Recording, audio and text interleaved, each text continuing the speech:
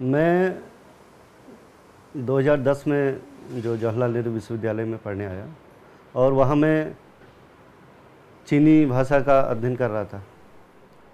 2013 में तब UPA government है। उसी दौर में जब मैं जो मशहूर सामाजिक कार्यकर्ता हैं, डॉक्टर हैं, उनसे मिलने, जो प्रकाश आमटे हैं, उनसे मिलने जो गढ़चिरौली ज़िला है उसके भमरागढ़ में मिलने जा रहा था, तभी मुझे अरेस्ट किया गया। लगभग 2 साल और 1 महीने के बाद मैं जेल से निकल के बाहर आया। तब मोदी सरकार सत्ता में आ गई है मेरे जेल में रहते हुए ही, और जेल में न्यूज़पेपर के ज़रिए या जो भी सूचना का स्रोत है या बाहर आकर के जो कुछ भी चल रहा है उसको, जहाँ तक मैंने समझा है, ये मोदी सरकार के आ जाने से ही भगवाकरण हो रहा है, ये मैं नहीं कहता, क्योंकि उससे पहले यूपीए सरकार है या इतने सालों से 1947 से जो लगातार कांग्रेस का शासन रहा है और ज़्यादातर समय कांग्रेसी शासन में रही है। तो एक्चुअली में जो भारत का स्टेट है, राज्य है, वो ब्राह्मणिकल हिंदू, उसका जो आइडियोलॉजी है वो ब्राह्मणिकल हिंदुत्व आइडियोलॉजी है, और जो दलितों के खिलाफ बात करना सिखाता है, जो आदिवासियों के खिलाफ बात करना सिखाता है, जो मुस्लिम्स के खिलाफ, जो माइनॉरिटीज़ हैं उसके खिलाफ बात करना सिखाता है, जो किसानों के खिलाफ है, जो मजदूरों के खिलाफ है, यानी कि एक बहुसंख्यक जो यहाँ का तबका है उसके खिलाफ एक बात करना सिखाता है। और जो आरएसएस का जो आइडियोलॉजी है, कांग्रेस, ये नहीं है कि कांग्रेस उस एजेंडे को लागू नहीं करना चाहती है, ऐसा नहीं है, वो उसको पीछे के दरवाजे से करती है। और भाजपा का जो संघी, जो आरएसएस का जो आइडियोलॉजी है, वो उसको खुल के एक एग्रेसिव रूप में सामने लेकर के आता है। या यूँ कह सकते हैं, अरुंधति राय जब बोलती है कि जो भाजपा जो काम दिन में करती है वही काम कांग्रेस रात में करती है। तो जो भगवाकरण का एजेंडा है, भाजपा गवर्नमेंट जो आते ही उन्होंने सबसे पहले, आप देख रहे होंगे, जो तमाम जो इंस्टीट्यूशन है हायर एजुकेशन के, उनमें घुसपैठ करना शुरू किया। आईएससीआर एक संस्था है इतिहास का, वहाँ के जो चेयरपर्सन है, वहाँ भी आरएसएस के एक बंदे को उसका चेयरपर्सन के रूप में सुदर्शन राव उसको बैठा दिया। एफटीआई का उदाहरण आपको सामने है, वहाँ पर गजेंद्र चौहान, उनको आकर के बिठा दिया गया। और जब मैं जेल से निकल रहा था, मैंने देखा 100 दिन से भी ज़्यादा समय तक वहाँ के छात्र लगातार आंदोलन कर रहे हैं, भूख हड़ताल पर बैठे हैं, उनको दमन किया जा रहा है, उन पर केस लगाए जा रहे हैं, और पूरे देश में जा कर के उस आंदोलन को कर रहे हैं कि हमें एक ख़ास विचारधारा से, जो हिंदुत्व की विचारधारा है, जो ब्राह्मणिकल विचारधारा है, उससे ताल्लुक़ रखने वाला एक व्यक्ति एक ऐसे संस्थान का, जो हायर एजुकेशन जो हम बोलते हैं, तो हम बोलते हैं कि एक विश्व स्तर की चेतना का एक केंद्र होते हैं, जहाँ पर जो एक जनवादी मूल्यों पर आधारित एक शिक्षा मूल्य पैदा किए जाते हैं। चीज़ों पर बहस करना, बात करना, डिबेट करना, प्रोटेस्ट करना, ये सब एक जनवादी जो शिक्षा पद्धति है या जनवादी जो सोसाइटी है या समाज है, उसका एक हिस्सा है। ऐसे इंस्टीट्यूशन में अगर एक ख़ास विचारधारा जो ब्राह्मणिकल है, जो कास्टिस्ट है और एंटी वुमेन जो विचारधारा है, उससे ताल्लुक़ रखने वाला कोई व्यक्ति को बिठा दिया जाएगा, तो ऐसे इंस्टीट्यूशन किस तरह के जो आने वाले दिनों में कैसे छात्र लोग पढ़ के कैसे लोग निकालने का उनका तैयारी है, ये आप इसका अंदाज़ा आप लगा सकते हैं। वही जेएनयू में भी आप देखेंगे, वहाँ जब वीसी वाइस चांसलर उनका टर्म पूरा हो गया, वहाँ भी उसी विचारधारा से ताल्लुक़ रखने वाले व्यक्ति को वहाँ पर भी बिठा दिया गया। इसके अलावा गुजरात, जहाँ भाजपा की गवर्नमेंट है, मोदी वहीं से आते हैं और वहीं 3 बार मुख्यमंत्री भी रह चुके हैं। तो वहाँ इस प्रयोग को, जो वहाँ का जो एजुकेशन है, वहाँ पर दीनानाथ बत्रा एक उनके आरएसएस का आइडियोलॉग है, वो उनका प्रचारक है। उसने जो इतिहास लिखा है उसकी किताबों को वहाँ के सिलेबस में पढ़ाया जाए। जो इस तरह से बोलते हैं कि जैसे ताजमहल की बात आती है, वो बोलते हैं कि ताजमहल नहीं है, वहाँ पहले कभी इस ज़माने में कोई मंदिर हुआ करता था और वो तेजो महल है। तो वो एक ख़ास जो संघ की आइडियोलॉजी है, उस हिसाब से इतिहास को लिखा जाएगा, उसी इतिहास को छात्रों को पढ़ाया जाएगा। उसके अलावा मध्य प्रदेश, जहाँ जहाँ भी भाजपा की सरकारें हैं, वहाँ वहाँ पर घुसपैठ किया जा रहा है और तमाम जो शैक्षणिक इंस्टीट्यूशन है, वहाँ पर संघ की जो विचारधारा है उस हिसाब से सिलेबस तैयार करने का साजिश है। वहाँ के एडमिनिस्ट्रेशन में संघ से ताल्लुक़ रखने वाले लोगों को लाने का इम्प्लीमेंट किया जा रहा है। और जो IITs जो आप देख रहे हैं, जो इसलिए खोले गए कि यहाँ से साइंटिस्ट निकलेंगे, जो समाज को एक वैज्ञानिक नज़र से देखना, यहाँ ये एक पैदा करेगा, ऐसे इंस्टीट्यूशन एक वैज्ञानिक चिंतन को पैदा करेगा, ये यहाँ का उद्देश्य है। लेकिन वहाँ पर भी वैदिक शिक्षा जो लाया जाएगा, वैदिक साइंस पढ़ाया जाएगा, संस्कृत पढ़ाया जाएगा, ये चीज़ें वहाँ पर हो रही हैं। बीच में आपने सुना होगा कि जो आरएसएस का जुमलेबाजी जो चलता है कि वो विज्ञान इतना आगे पहुँच चुका है और हम बोल रहे हैं कि हम 21वीं सदी में पहुँच चुके हैं। लेकिन जो आरएसएस के जो आइडियोलॉग है वो बोल रहे हैं कि वेदों में तो प्लास्टिक सर्जरी तो पहले ही हो चुका था। जो गणेश का जो हाथी का सिर है वहाँ पर वो प्लास्टिक सर्जरी से पहले ही कर दिया गया था और हमने जहाज़ तो तभी उस युग में खोज दिए थे। इस तरह की गैर साइंटिफिक जो बातें हैं उसको एक माइंड मेकअप तैयार किया जा रहा है। तो इस समाज को किस जगह ले जाएगा, इसके आने वाले दिनों में बहुत सारे खतरे हैं। तो जो आरएसएस का जो सरकार है, भाजपा जो सरकार है, वो पूरा शिक्षा पद्धति को पूरा आरएसएस के एजेंडे पर, आरएसएस की सोच पे, मैं पहले ही कह चुका हूँ, जो कि एक एंटी ह्यूमन है एक हिसाब से, जो एंटी मुस्लिम है, एंटी आदिवासी है, एंटी वुमेन है। ऐसी विचारधारा को के जो छात्रों को ऐसा एक पौध, एक नई पीढ़ी को इस तरीके से तैयार करना चाहती है जो आरएसएस के सोच के अनुसार काम कर सके आने वाले दिनों में।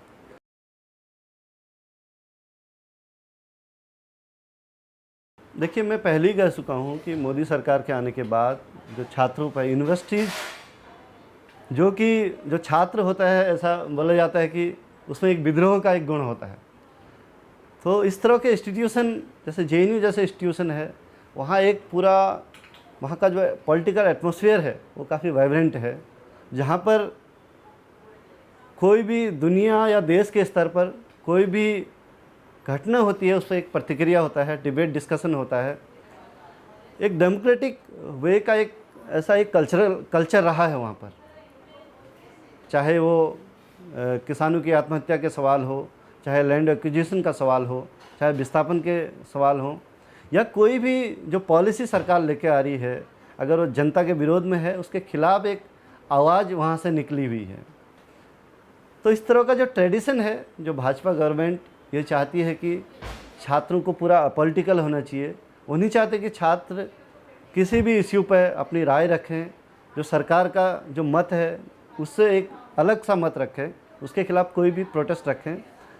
ये सरकार का सीधे सीधे इंटेंशन है और वो ऐसे इंस्टीट्यूशन को क्रश करना चाहती है। और चाहे एडमिनिस्ट्रेशन से लेकर हो, वहाँ अपने बंधु को अपने लोगों को ला करके उस एटमॉस्फेयर को जो छात्रों ने लड़ झगड़ के पाए हैं उसको ख़त्म करना चाहते हैं। जो JNU की जो घटना है 9 फरवरी, जब अफजल गुरु को जो फांसी दिया का वर्षी था, उस पर JNU के कुछ छात्र एक पोइट्री रीडिंग का कार्यक्रम था।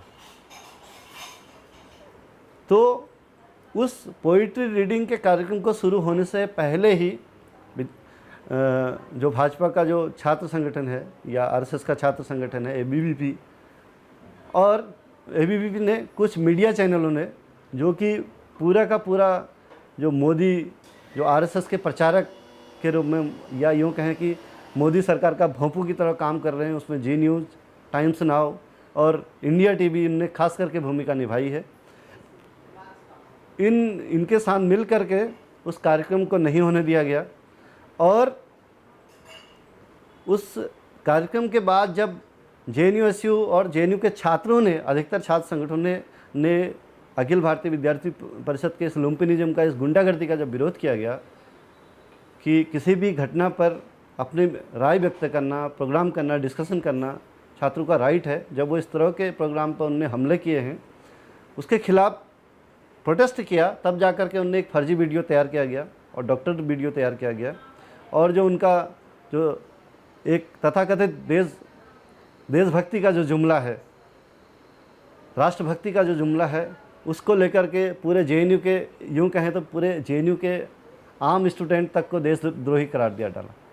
और उसमें जो माइनॉरिटीज स्टूडेंट हैं, उसमें से जैसे उमर खालिद को किस तरह से पेश किया गया कि वो एक आतंकवादी है, और आतंकवादी इस तरह से जो टैक्स पेयर्स का पैसा खा करके यूनिवर्सिटीज़ को आतंकवाद का गढ़ बनाना चाहते हैं, इस तरीके की छवि एक क्रिएट करने का कोशिश किया गया।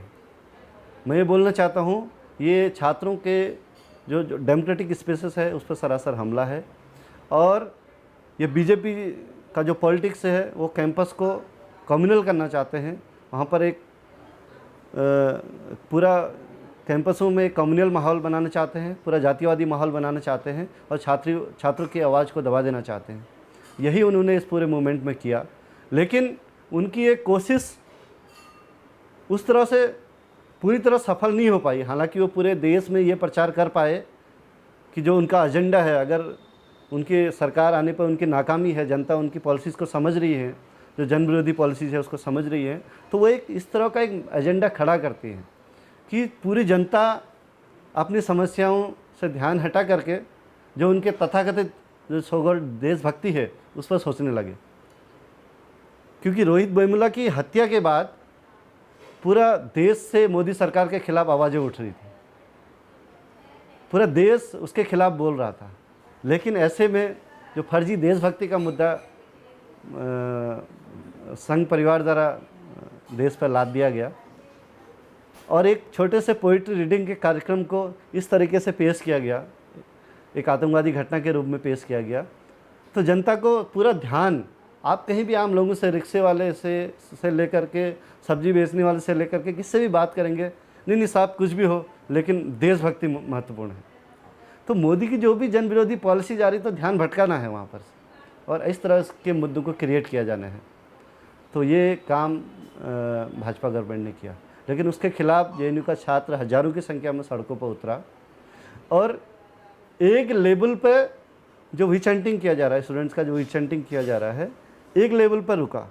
लेकिन मैं एक बात यहाँ पर और जोड़ना चाहता हूँ, जो इसके खिलाफ जो विरोध की जो लड़ाई जेएनयू में शुरू हुआ, जब हम सेव जेएनयू की बात जो कर रहे हैं, मतलब जो एक जो मुद्दे का एक, जब जेएनयू से प्रेसिडेंट को गिरफ्तार कर लिया गया, तो सारे देश में ये चर्चा हो रहा है कि कन्हैया कुमार निर्दोष है, उसको छोड़ना चाहिए। तो ये जो प्रोपेगेंडा है ये वास्तव में और ज़्यादा खतरनाक भी है कि कन्हैया कुमार, जब वहाँ पर दो तरीके से स्टेट काम कर रहा है, एक तरफ कन्हैया कुमार है, दूसरी तरफ उमर खालिद है। उमर खालिद को आतंकवादी की तरफ पेश किया जा रहा है।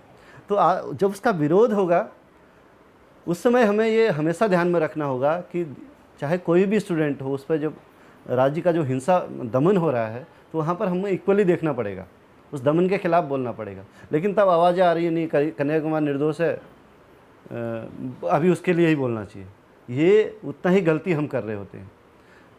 तो ऐसे में मैं ये साफ साफ बोलना चाहूँगा कि उमर खालिद को जो मुस्लिम होने के नाम पर माइनॉरिटी विचंटिंग किया जा रहा है, वहाँ पर हमें ये ध्यान देना होगा, स्पेशली जितने जो पुरजोर तरीके से हम कन्हैया कुमार के लिए बात कर रहे हैं, उसी तरीके से हमें उमर खालिद के लिए भी बात करना पड़ेगा।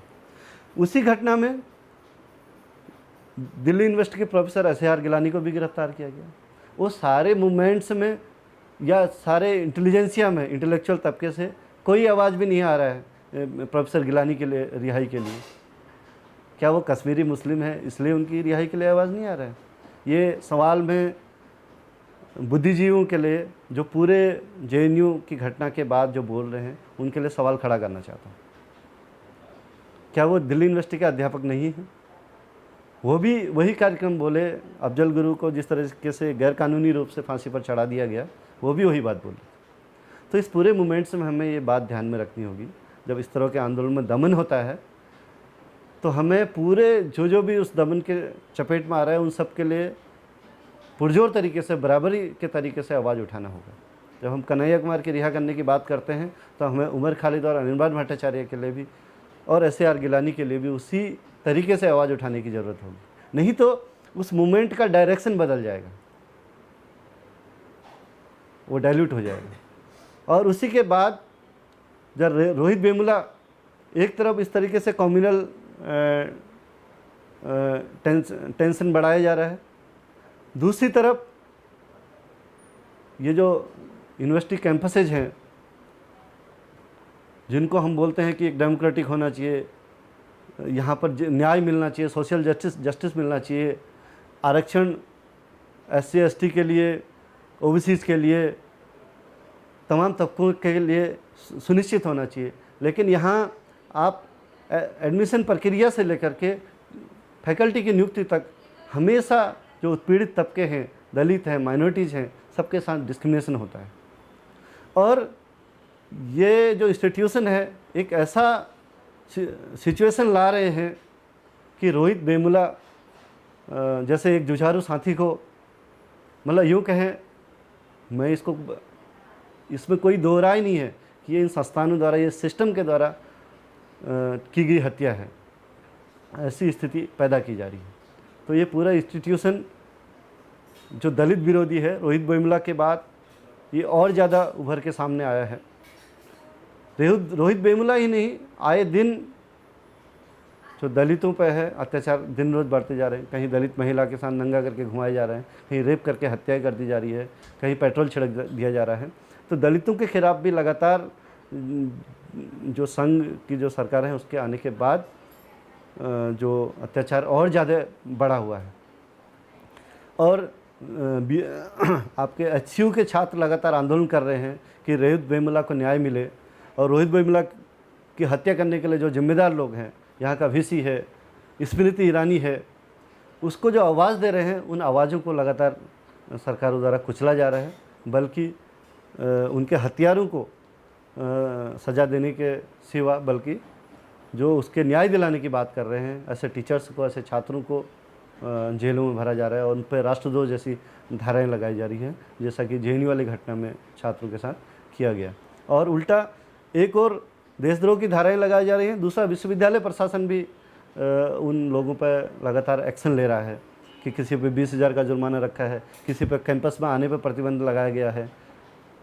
तो इस तरह के ऑटोक्रेटिक जो रिजीम एक तैयार किया गया है, तो उसमें छात्रों के आंदोलन को बुरी तरह से दबाया जा रहा है। देखिए, कश्मीर में एक और जहां सरकार लगातार आदिवासियों पर हमले कर रही है, पूरे बस्तर में आप देख रहे हैं, पूरा देश की जनता पर युद्ध छेड़ रखा है ग्रीन हंट के नाम से। कैंपसेज में लगातार छात्रों को फर्जी केसों में अंदर किया जा रहा है। एक जो डेमोक्रेटिक वातावरण है उसको, छात्रों के हकों को छीना जा रहा है। दलितों पर लगातार हमले बढ़ रहे हैं। वहीं दूसरी तरफ कश्मीर की जो जनता है, कई दशकों से, अगर हम कश्मीर में आज पिछले, आप जो बोल रहे हैं, पिछले 10 दिनों से लगातार 40 से 50 के बीच में मौतें हो गई हैं। हज़ारों लोगों को बुलेट और पैलेट से मार करके घायल कर दिया गया है, और जिनमें से सैकड़ों ऐसे लोग हैं जो अब कभी देख नहीं पाएंगे। उसमें से 12 साल की बच्ची से लेकर के और नौजवान लोग हैं, उन लोगों को गोलियों का निशाना बनाया जा रहा है। और इस बार भी मुझे लगता है कि एक बड़ी चालाकी से जो मिलिटेंट जो कमांडर है बुरहान वानी, उसको मारा गया। कोई भी लोकतंत्र, एक और आप बोलते हैं लोकतंत्र में किसी को मारने की इजाज़त नहीं है, और दूसरी ओर क्योंकि आपका पास संविधान है, आपके पास कानून है, आपके पास सुप्रीम कोर्ट है, आप केस चलाइए और एक लीगल प्रोसीजर चलाइए जहाँ सबको न्याय मिल सके। लेकिन नहीं, उसको मार दिया जाता है। और यहाँ पर मुझे लगता है कि बीजेपी का जो गवर्नमेंट है, एक बार से जो आतंकवाद का जो फ्रेंजी पैदा करना चाहता है, वो फ्रेंजी जो अपनी असफलताओं को छुपाने के लिए ये फ्रेंजी करने का एक जो उन्माद पैदा करने का एक साजिश यहाँ पर लगता है। लेकिन बात ये नहीं है, बुरहान वानी एक 22 साल का नौजवान जो 15 साल में मिलिटेंट बन गया, उसको उस हथियार पकड़ने तक कौन मजबूर कर रहा है? क्या ऐसी सिचुएशन है कि एक 15 साल का नौजवान सब कुछ छोड़ के एक हथियार पकड़ रहा है?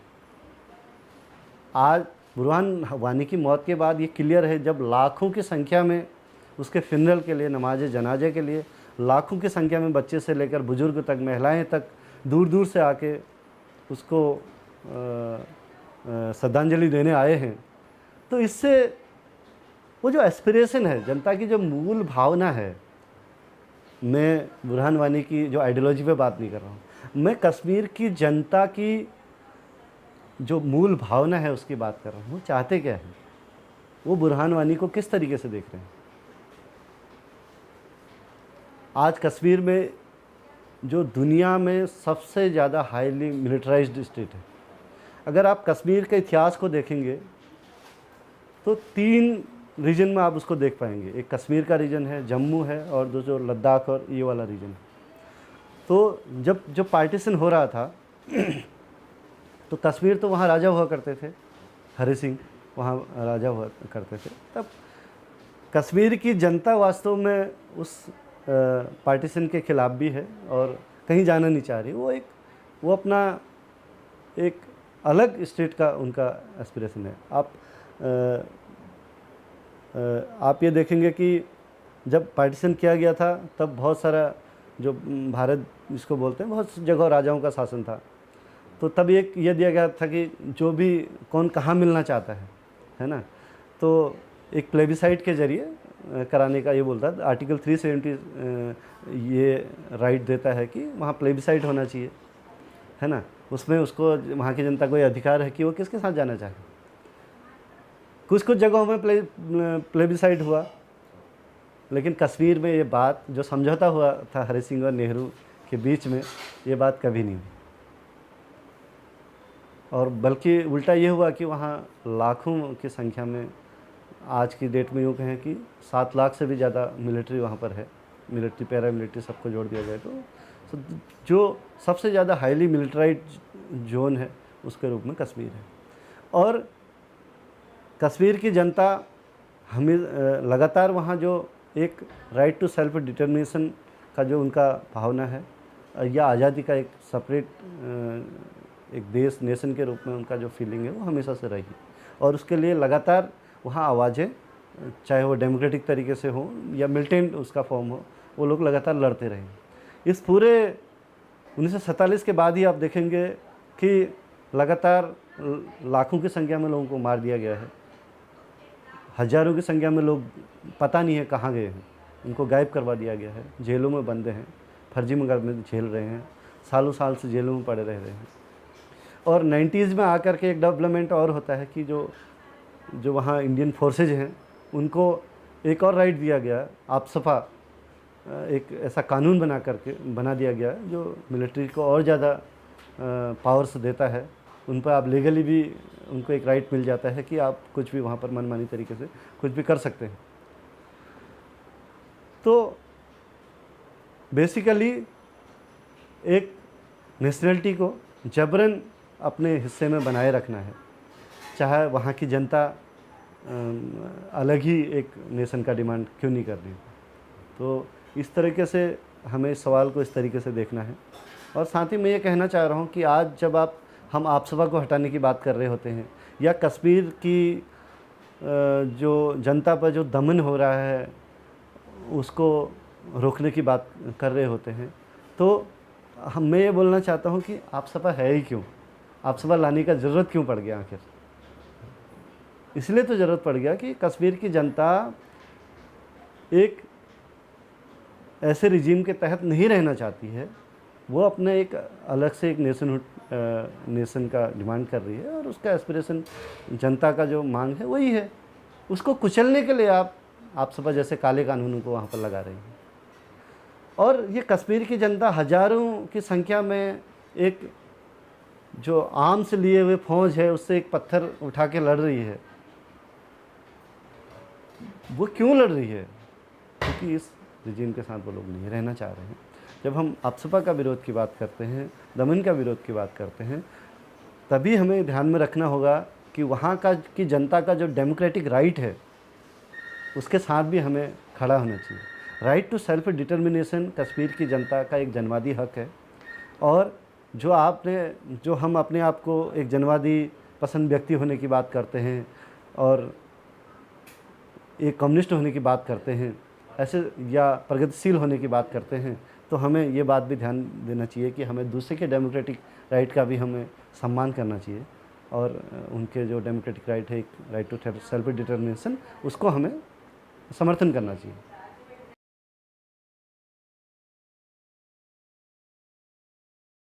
देखिए, बस्तर में जो आदिवासियों पर जो युद्ध थोपा गया है, पहले सलवा जुडुम के नाम से थोपा गया, फिर जब सलवा जुडुम को बस्तर की जनता ने परास्त किया और बाहर जो उसके लिए लड़ाई हुई, लीगली भी उसको कोर्ट में भी डिफीट किया गया। यहाँ का सुप्रीम कोर्ट भी बोलता है कि सलवा जुडुम असंवैधानिक है, गैरकानूनी है, उसको बंद किया जाना चाहिए। और यूपीए के सरकार द्वारा ग्रीन हंट पार्ट 1 चलाया गया, और बाद में मोदी सरकार में आते आते वो ग्रीन हंट पार्ट 2 के नाम से डायरेक्टली तो घोषित नहीं किया, लेकिन ग्रीन हंट लगातार चल रहा है। बस्तर की जनता पे लगातार जो दमन, जो हत्याएं हैं, रेप, बलात्कार, फर्जी इनकाउंटर में मार देना, ये लगातार वहाँ पर चल रहा है। और यहाँ तक कि जो लोग वहाँ पर जो लीगली काम करने चाह रहे हैं, कुछ एडवोकेट्स वहाँ पर काम कर रहे हैं, उनको वहाँ काम करने नहीं दिया जा रहा है, उनके केस, उनको धमकियाँ दिया जा रही है, वहाँ से मतलब वहाँ से जबरन उनको खाली कराया जा रहा है। या कोई ऐसे जो जनवाद पसंद जो रिपोर्टर हैं, पत्रकार लोग हैं, जो लिखना चाह रहे हैं, उनको भी गिरफ्तार किया जा रहा है, उनको लिखने नहीं दिया जा रहा है। और कुछ डॉक्टर जो पूरे युद्ध में जो आदिवासी लोगों का जो सेवा करना चाह रहे हैं, या आदिवासी जो डॉक्टर इलाज कर रहे हैं किसी भी रोगी का, उस तरफ उनको भी गिरफ्तार किया जा रहा है। लगातार एक पूरा एक युद्ध का क्षेत्र उसको बदल दिया गया है इस पूरे ग्रीन हंट ने। और मैं तो इसको यूँ कहूँगा कि एक पूरा मानव की जाति को ख़त्म करने का बीड़ा इस सरकार ने उठा लिया है, ये इन सरकारों ने उठा लिया है, जो एक पूरा आदिवासी समाज को ही वो ख़त्म करना चाहते हैं। ये लड़ाई, देखिए, जब हम बात बस्तर की करते हैं तो आज पूरा जो रूलिंग क्लास है, जो शासक वर्ग है, उसकी निगाहें, जो क्षेत्र है प्राकृतिक संसाधनों के मामले में सबसे ज़्यादा धनी क्षेत्र है, और उस इलाके में काफ़ी सारे एमओयूज हैं, वो पेंडिंग पड़े हुए हैं, जो रुके हुए हैं। वो जितने भी चाहे टाटा, बिरला, अंबानी, एसआर से लेकर के तमाम जो देसी विदेशी पूंजीपति है, कंपनियां हैं, उसके एमओयूज वहाँ पर पेंडिंग पड़े हैं। उन सबकी नज़र उन संसाधनों पर है। वो जनता के उन संसाधनों को मतलब एक प्रकार से लूट लेना चाहते हैं, उनकी नज़र वहाँ पर लगी हुई है। तो बस्तर की जनता हमेशा से, चाहे ब्रिटिशर्स के ख़िलाफ़ हो, लगातार इन ज़्यादतियों के ख़िलाफ़, इस जल जंगल ज़मीन की लूट के ख़िलाफ़ लड़ते रही है। तो आज भी वो लड़ाई जारी है। इसके अलावा एक ख़ास बात है, वो ख़ास बात मैं ये कहूँगा कि जो बार बार ये बोला जाता है जब बस्तर की बात आती है, बेचारे आदिवासियों का दमन हो रहा है, ये है, लेकिन जो बस्तर की लड़ाई जल जंगल ज़मीन की जो लूट है उसके ख़िलाफ़ तो है ही है, लेकिन वो आदिवासी लोग जिनको हम बेचारे बोल रहे हैं, वो जल जंगल ज़मीन की लूट ही नहीं बल्कि एक बराबरी पर आधारित समाज का सपना भी वो लोग देख रहे हैं। वो विकास के जो लूट पर आधारित जो डिज़ाइन है, ये जो मॉडल है, उसको रिजेक्ट कर रहे हैं। एक नया विकास का मॉडल वहाँ पर डेवलप करने की एक सोच भी दे रहे हैं सोसाइटी को। और वो प्रयोग भी, जो भी खबरें वहाँ से निकल के आती है हमें वो सुनाई देता कि ऐसे प्रयोग भी वहाँ पर चल रहे हैं। कोई जो पत्रकार वहाँ से रिपोर्टिंग के ज़रिए पता चलता है कि उससे ये लगता है कि ऐसे प्रयोग भी वहाँ पर किए जा रहे हैं। वो नए तरीके से खेती कर रहे हैं, वो स्वास्थ्य के उनके पास एक मॉडल है, शिक्षा का एक मॉडल है उनके पास, जो कि जो कॉरपोरेट की लूट में जो मॉडल है उसको रिजेक्ट करता है और एक जनवाद पर आधारित, एक बराबरी पर आधारित एक समाज का जो विकास का मॉडल उनके पास है। तो इस मॉडल को जो पल रहा है बस्तर में, उसको ही ख़त्म करना चाहते हैं, ये बात है बेसिकली। तो मैं ये कहना चाहूँगा कि जो बातें आ रही है वो हर स्तर पर आज बात आने की ज़रूरत है, उस पर लिखे जाने की ज़रूरत है। मतलब हो सकता है कई लोग उस चीज़ से असहमत हों, लेकिन हर आदमी को राइट है अपनी लड़ाई लड़ने का, अपने विचार रखने का। जो इस सिस्टम में हम अपना विचार कि पॉलिसीज़ कैसे होनी चाहिए, वो जनता को कोई राइट नहीं है। जनता को एक ही राइट बोला जाता है कि वो वोट दे दे, उसके बाद वो राइट भी ख़त्म हो जाता है और उसके बाद जनता की राय कहीं भी नहीं आती है। तो बस्तर के लोग उसके लिए लड़ रहे हैं, है ना, उसके लिए कोई दिशा। लेकिन जो डेमोक्रेटिक राइट है, वो कैसा समाज चाहते हैं, ये बस्तर की जनता का डेमोक्रेटिक राइट है। तो मैं फिर से जब हम जो हो रहे जो बस्तर पर जो हमला है आज, उसका बड़े पैमाने पर विरोध करने की ज़रूरत है। उसमें तमाम तरीके के लोगों को आगे आना चाहिए। और ऐसा नहीं है कि लोग नहीं आए हैं, लोग अपने अलग अलग लेवल पर हर दौर में खड़े होते रहे हैं। और मैं उम्मीद भी करता हूँ कि लोग जो इस तरह से जो दमन चलाया जा रहा है, एक पूरे जनता पर जो युद्ध चला रहा है, उसको जो ख़त्म करने की बात है, उसके खिलाफ खड़े होंगे। हो सकता है किसी आंदोलन की शुरुआत में लोग कम आते हैं या अलग अलग कारणों से लोग नहीं आते, लेकिन जैसे जैसे, क्योंकि बाहर बस्तर से हट के अगर हम देखते हैं कि लोगों पे उत्पीड़न नहीं हो रहा है, ऐसा हम नहीं बोलते हैं। कैंपसों में छात्रों को निशाना बनाया जा रहा है। एक खास जाति से ताल्लुक़ रखने वाले दलित कम्युनिटी को लगातार निशाने बनाया जा रहा है, माइनॉरिटीज़ को निशाने पर बनाया जा रहा है। तो ये सरकारें, ये करने वाली सरकारें, ये पूरा स्टेट ही है जो ये सब कर रहा है। तो लोग इस थोड़ी देर में ही सही इसके खिलाफ लगातार खड़े होंगे इस बारे में।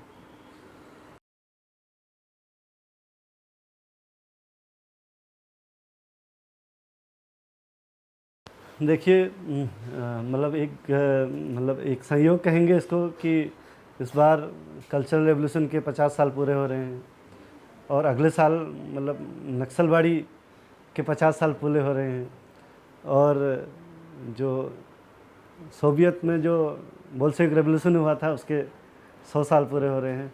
और जो दुनिया में जो समाजवाद या साम्यवाद का सपना जिन्होंने पहली बार देखा, मार्क्स के 200 उनके जन्म के 200 साल पूरे हो रहे हैं। ये सब संयोग इस दौर में हो रहा है। तो चाइना की कल्चरल रेवोल्यूशन के बारे में जहाँ जो मेरी समझदारी है, मैं ये कहूँगा कि जब जो चीन का जो वहाँ पर जो नवजनवादी क्रांति हुआ माओ के नेतृत्व में, जो कल्चरल रेवोल्यूशन स्टार्ट होता है 1966 से लेकर के, टोटल उसका पीरियड वैसे 10 साल तक मान लेते हैं, 76 तक माओ का जब डेथ होता है वहाँ तक उसका पीरियड मान लेते हैं। लेकिन माओ एक बात बोलते हैं कि जब हम एक पुरानी समाज व्यवस्था से नए समाज व्यवस्था में जो ट्रांजिशन का दौर रहता है, हमें ये भूलना नहीं चाहिए कि उस समाज का अवशेष उसमें नहीं रहेगा। वो एक पूंजीवादी विचार, जो कैपिटलिस्ट जो सोच है, वो हमेशा उस नए समाज में रहेगी और उसके फॉलो करने वाले लोग भी हमेशा रहेंगे। और जो पूंजीवादी जो व्यवस्था है या जो साम्राज्यवाद है वो हमेशा चाहेगा कि एक जो नई व्यवस्था बन रही है उसको नहीं बनने देना है या उसको ध्वस्त कर देना है। और जब चाइना में ये सब हो रहा है तो उनके पास एक सोवियत संघ के जो फिर से वहाँ कैपिटलिज्म आने का उदाहरण भी उनके एग्जाम्पल भी उनके साथ है। तो ऐसे में जो कल्चरल रेवोल्यूशन मेनली जो बुर्जुआ ट्रेंड्स उसके अंदर आ रहे हैं, जो एक समाजवादी समाज को जब बनाने की प्रोसेस में है, जो बुर्जुआ जो काम करने के जो बुर्जुआ तौर तरीके हैं, जो नौकरशाही है, वो जो ट्रेंड वहाँ जो आ रहे हैं, इस सब के खिलाफ एक जन आंदोलन है। वो एक उसके लिए माओ बोलते हैं कि एक फेमस कोट है, वर्ग संघर्ष को हमें नहीं भूलना है। दुनिया में दो ही वर्ग हैं, एक शोषक है, एक शोषित वर्ग है। तो सर्वहारा वर्ग का जो पॉलिटिक्स है, तो माओ बोल रहे हैं कि हमें ये बात हमेशा हमारा जो स्ट्रगल होगा, हमारा जो लड़ाई होगा, वो एक सर्वहारा के पक्ष में। तो इसलिए वो बार बार जो लोगों के कल्चर में, लोगों के लेखन में, लोगों के पढ़ाने में, इंस्टीट्यूशन में, हर जगह वो जो विचार आ रहा है अलग अलग तरीके से, जो कैपिटलिस्ट रोड को जो लाइन को लेकर आ रहे हैं, उसके खिलाफ हर तरीके से वो संघर्ष चलाया जाना है, इस पर जो जोर दे रहे हैं। तो ये ख़ास बात है उस लड़ाई का। हालांकि बाद में जब जो कैपिटलिस्ट लाइन वाले जो लोग हैं, चाहे लिउ शाओची है या इस तरीके से लोग हैं, उनका पोजीशन ज़्यादा स्ट्रॉन्ग होता है और माओ और चूते चाउ एन-लाई जैसे लोग लगभग 76 के दौरान ही सारे लोग शहीद हो जाते हैं, मतलब उनका मौत हो जाता है। तो इस दौरान ही ये जो गुट है, जो पूंजीवादी रास्ते को एक तरीके से सपोर्ट कर रहे हैं, ऐसे लोग वहाँ पर पावरफुल हो जाते हैं। और देंग शाओपिंग आने के बाद पूरा जो समाजवादी जो समाज है उसका बनाने का जो सपना है, उसको पूरा रिवर्स कर दिया जाता है और फिर से एक जो समाजवाद जो बन रहा है, एक ऐसा स्टेट, उसको कैपिटलिस्ट रास्ते पर धकेल दिया जाता है। और जिसकी परिणति आज हम देख रहे हैं, चीन किस तरीके से पूरे बाजारवाद की दौड़ में शामिल है और पूरे दुनिया के जो प्राकृतिक संसाधनों हैं उसको लूट खसोट में सबसे आगे बढ़ रहा है। जो कल्चरल रेवोल्यूशन का जो मेन जो योगदान है, वो एक तो जो कैपिटलिस्ट जो लाइन है वो उसके खिलाफ एक संघर्ष को हमें याद रखना है। और जो संशोधनवाद जो पूरा उसके खिलाफ कैसे लड़ना है, पूरी दुनिया में जो संशोधनवाद का जो खतरा आ रहा है उसके खिलाफ एक लड़ने का पूरी दुनिया को एक दिशा दिया है। और भारत में जब आप देखेंगे, जो मैं कल्चरल रेवोल्यूशन का एक योगदान देखूंगा कि भारत में भी जो संघर्ष चल रहे हैं अलग अलग जगहों पर, तो उसी दौर में नक्सलवाड़ी का उभार होता है। वो संशोधनवादी जो लाइन है, CPI CPM की लाइन है, उस लाइन के से विद्रोह करके और पूरी दुनिया के कम्युनिस्ट आंदोलन की रोशनी में उससे सीखते हुए एक नक्सलवाड़ी उभार आता है, जिसे माओ खुद भी बसंत का वज्रनाथ भी बोलते हैं, तो स्प्रिंग थंडर इन इंडिया करके। तो वो उसके खिलाफ भी जो संशोधनवाद है, जो पूंजीवादी जो सोच रखने वाले जो ट्रेंड है पूरे मूवमेंट में, उसके खिलाफ संघर्ष करने का रास्ता पूरी दुनिया को देता है। एज ए कल्चरल एक्टिविस्ट होने के नाते मैं ये कहूँगा कि जो आज साम्राज्यवाद है, जो पूंजीवाद है, अपने संकट में फंसा हुआ है और लगातार उससे उबरने के लिए पूरी दुनिया में युद्ध थोप रहा है और वहाँ के प्राकृतिक संसाधनों को लूट रहा है और उन देशों में अपनी दलाल सरकारों को, दलाल पूंजीपति वर्ग को के साथ जो उसकी दलाली करते हैं, दलाल पूंजीपति वर्ग के साथ मिल करके वहाँ के प्राकृतिक संसाधनों की लूट मचा रहा है। और जैसे हमारे जैसे देशों में एक धार्मिक उन्माद फैला करके जो हिंदुत्व, जो ब्राह्मणिकल, जो हिंदुत्व जो इस स्टेट का जो आइडियोलॉजी है, जिसमें लोगों को एक तरीके कहे कि जो एक फांसीवाद की तरफ ले जाना है, लोगों पर बर्बर दमन करना है। जब इकोनॉमिक क्राइसिस जब दुनिया के लेवल पर आता है तो जो स्टेट जो हो जाते हैं उसके फासिस्ट होने की ओर अग्रसर होता है। जो आप देख रहे हैं, एक खास जाति जो आदिवासियों पर जो दमन आप देख रहे हैं, दलितों पर जो दमन देख रहे हैं, उस ओर ले जा रहा है और एक ऐसा अल्टरनेटिव दे रहा है कि पूंजीवाद का कोई विकल्प नहीं है। पूरी दुनिया में पूंजीवाद का कोई विकल्प नहीं है। इसके लिए लोग नए नए तरीके से जो पढ़ा लिखा वर्ग है, एक ख़ास तरह का एक कंज्यूमर जो उपभोक्ता वर्ग को तैयार किया जा रहा है और स्मार्ट सिटी, स्मार्ट मॉल्स, इस तरीके से जो कल्चर है जो एक सामान्य उसमें खाओ पियो और ऐश करो, चाहे समाज में जो भी घट रहा है आपको उससे कोई मतलब नहीं है, आप बाज़ार से चीज़ें खरीदिए। तो इस तरह का एक कल्चर को पैदा कर रहा है और साथ ही साथ जो यहाँ का जो सामंती मूल्य है उसको भी मजबूत और ज़्यादा मजबूत कर रहा है। तो ऐसे में जो कल्चरल रेवोल्यूशन का जो महत्व है वो और बढ़ जाता है, क्योंकि जब भी जो पूंजीवादी व्यवस्थाओं में संकट आया है तब क्रांतियों ने जन्म लिया है।